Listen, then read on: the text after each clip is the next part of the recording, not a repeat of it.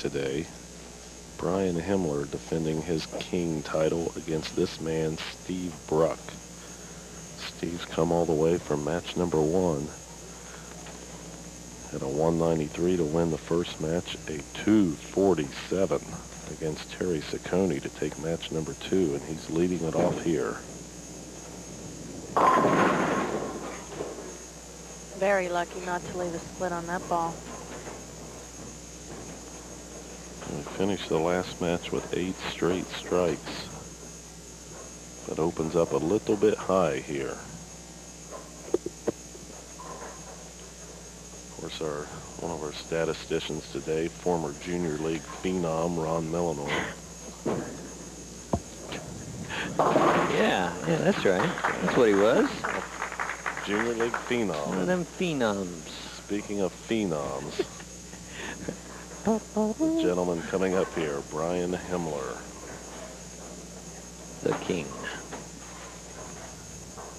Very, very well-disciplined player with one of the strongest balls in bowling. Brian Himmler, right lane, opens up the way that he likes to open up with a strike. Brian can be very intimidating. Of course, Glenn Meese could tell you that.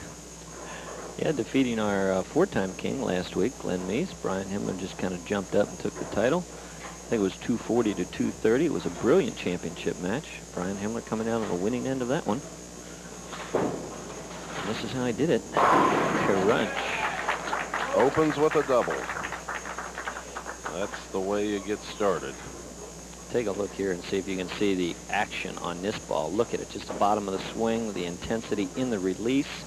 Wow, this ball fills up the 1-3, cuts through, every pin doing its job. Steve Bruck better have another 5 or 6 in a row like he had in game number 2, and that's the way you can do it. We mentioned in the last game when he started going a little lighter on the pocket and getting the mix. That's when he started getting the strikes, and that's exactly what that ball did. Well, George, you know, there's a lot of little adjustments you can make in your game to make a big difference in your score, and a little half a board move with your feet will accomplish what you want to do without trying to physically open the shoulder up or not be perfectly square with it at the foul line. But in order to get to the point to make half-board moves, you've got to walk very straight to the line. Exactly. We said it was going to heat up in the championship match. We're up to about 400 degrees right now. And this is Shake and bake, huh, George? Yeah, it's only the 3rd frame. Are you talking Celsius or Fahrenheit here? Oh, we're going Celsius on this one, baby. We're going to take it right up there. Oop, Double dribble. Little foot problem on that going to the line. Did you see that, Jen? His right foot kind of slipped out from under him. Ideally, it would have been great to stop, but right now, watch. Not the good footwork that Brian Himmler's used to. Doesn't get the good reaction on the ball. Does not go into that heavy Brian Himmler roll. It needs help, Brian. You're right. 2-4 to 5 after the first 2. Rob him on it. Oh, no. Oh.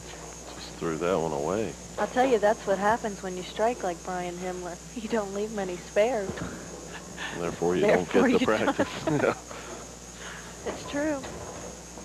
I think it's so important when you are practicing at the lanes, open bowling, that you do practice your spares. Many bowlers, I've seen it time in and time out, they sweep off their spare like it's not important. And it is very important. I think this will rack up a few here. No. Brian Himmler, normally a very good spare shooter for the big cranker. Just, again, it looked like footing, and that might be a little bit too much of aggression. If you're trying to get to the line a little too quickly, you're not going to get there the same way every time. 4-pin should go across lane and be a fairly easy spare.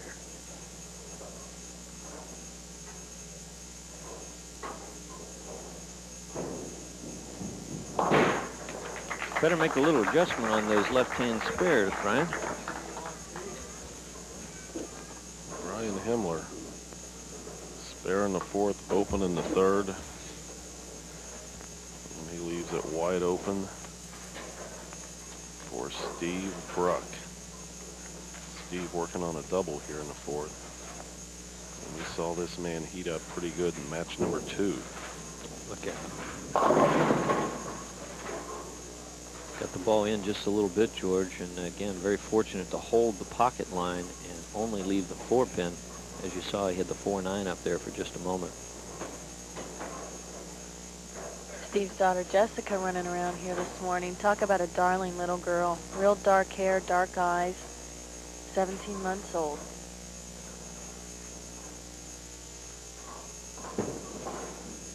Root and Dad on here in the championship match.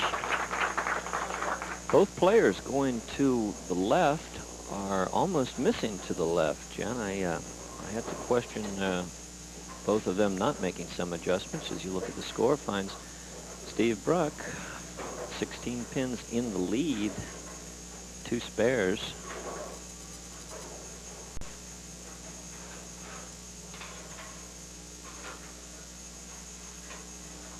Left-hand lane, Steve Bruck. Look out. Got to get settled down. Oh, Cuts right straight through the heart and leaves a 310 split. Let's see if we can get an idea of what's going wrong out there. Steve Bruck, nice and low at the line. Right there, you can see he's not real happy about it. Rolls off about a foot too soon. 310 almost kicks out there at the end. Critical spare for Steve Bruck. Cross lane. He's got it. Very nice. That's the way you do it. So we've got a pretty good match going here. Just like we thought we would. Brian Himmler now up in the 5th frame, working on a spare.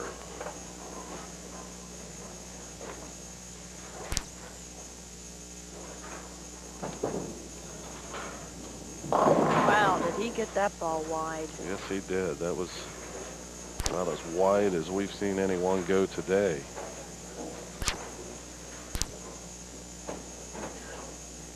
Well, he keeps the lead within 15 pins, and that's the good news. Bad news is he does not look comfortable at all after the one errant shot there, last frame on this.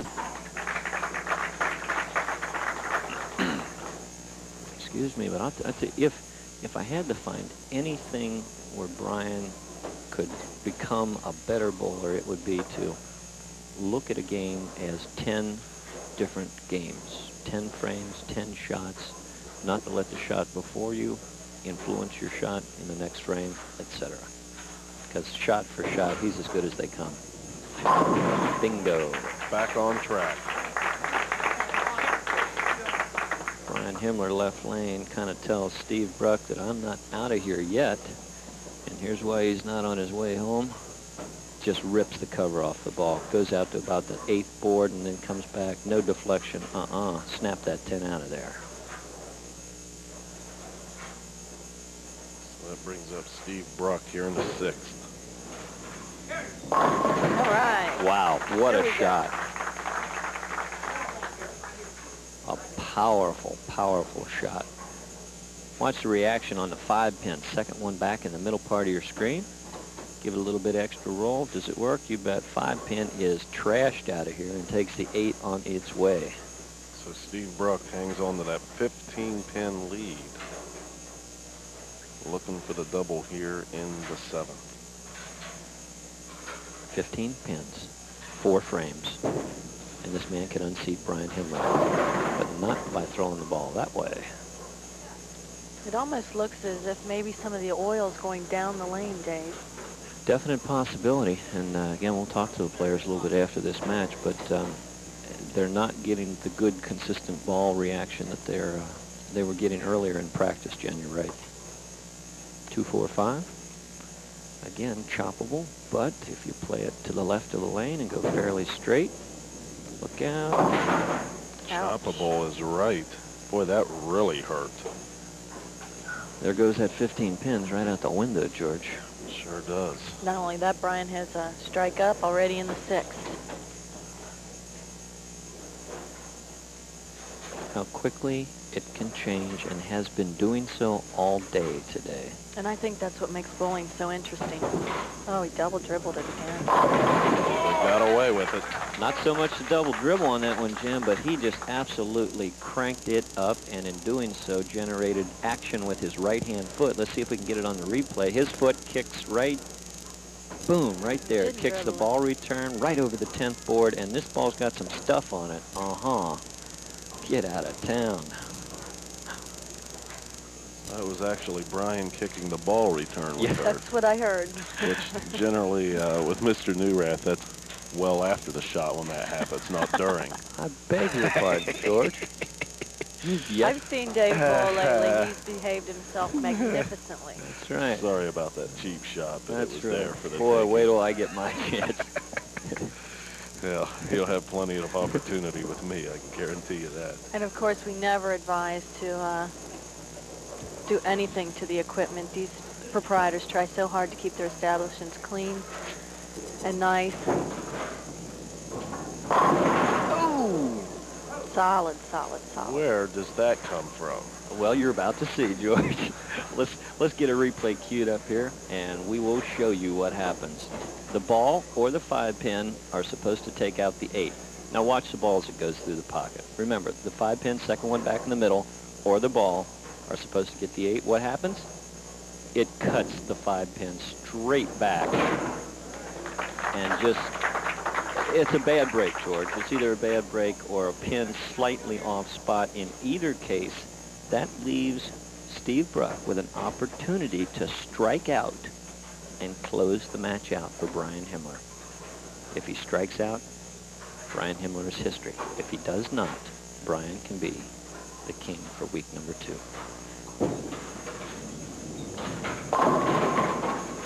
Well, the 9 count here in the 8th frame. Nevertheless, Steve Bruck only trailing by 6. So this one's going down to the final shot. He better hope this isn't his final shot, because it's a little tentative and it's a lot high. The 4-pin, fortunate that that's all he left as the ball cuts through. Should be a fairly easy spare, but remember, left-hand spares have been a little more difficult, but not this time. Got that one right on the nose. 6-pin advantage. 6 pins up for Brian Himmler as we enter the 9th frame, and anybody's match. That's what you tune in to see. Close competition week after week here on BPA King of Bowling. 27 years of bringing you the action here in Greater Cincinnati. We thank you for tuning in.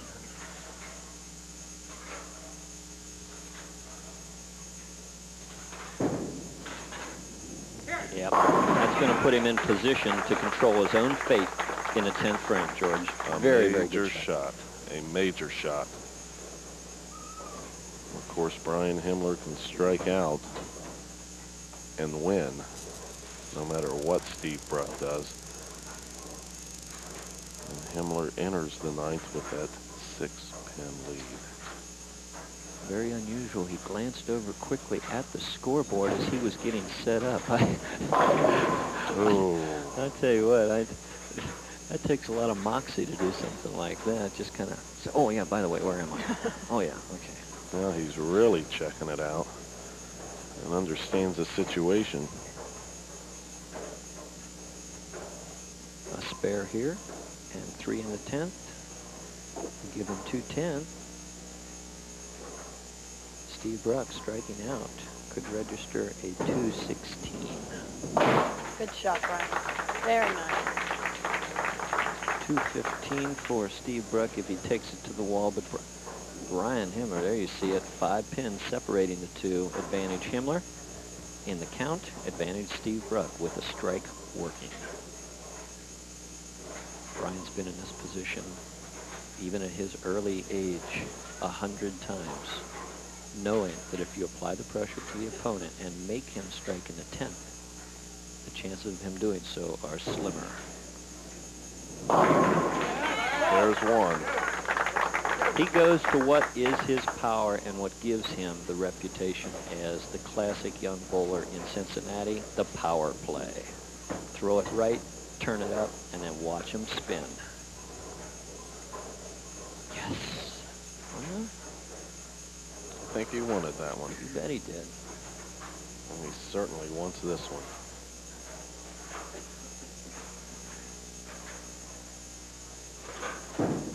This one, big shot. It's going to force Steve Bruck to get the first strike in the 10th frame, at least. That's major league stuff right there. Major league is right.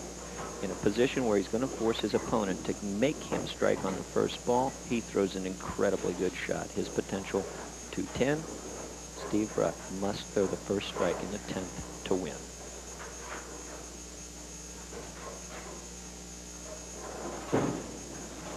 Yeah, he made a match out of this. 209 for Brian Himmler. As you said, Dave, he made a match out of this. You bet. With a good count there, he is going to force Steve Bruck to get this strike. He will have absolutely no chance of winning without this very first strike in the 10th.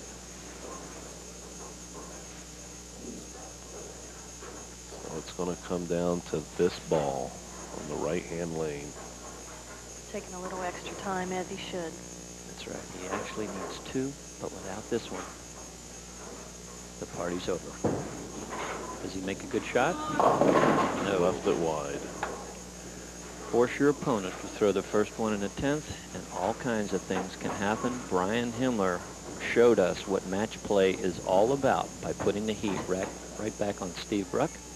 Bruck not able to answer the call, and Brian Himmler, our king for week number 2. And, of course, another $1,000.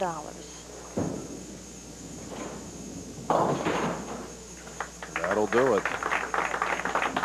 Once again, our king, Brian Himmler, he wins the championship match 209 to 183 over Steve Bruck. We'll be back to wrap it all up right after this. Hot dog! Partridge! Everything great hot dog should be. People are switching to the great taste of Partridge hot dogs. They're making the switch to Partridge's delicious